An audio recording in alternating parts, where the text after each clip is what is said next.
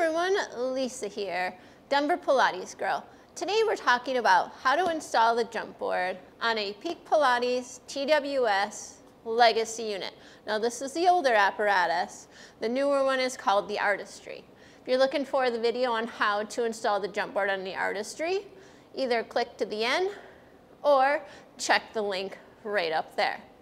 So let's talk about the apparatus. So you'll have 3 positions on your foot bar. The top, bringing it down 1 is your second position, and then your third position, I'm going to leave a picture right up here that shows in between the 2 silver bars is your third position. So that is where we're going to put the JBA bar. The JBA bar is this piece right here. So we're going to put that in between the 2 silver bars. Then we're going to take our jump board, which looks a little bit different than the Artistry. You'll notice it has these 2 silver plates, and that is going to make connection with the knobs. So let's go ahead and put that on. Put it right in between. Come back down, install your knobs.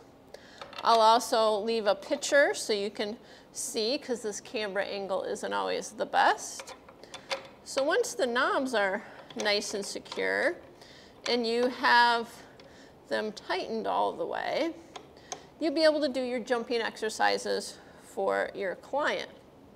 Now this doesn't have as much wiggle room at all. It's pretty snug. So then you would just put your springs on and off you go. I hope that helped you. If you have any questions, please let me know. Also, I'm not affiliated with Peak Pilates, an employee, or paid to do this video. I'm just a small studio owner helping you guys out. So leave those comments below. Until next time, I'll see you on your mat. Bye.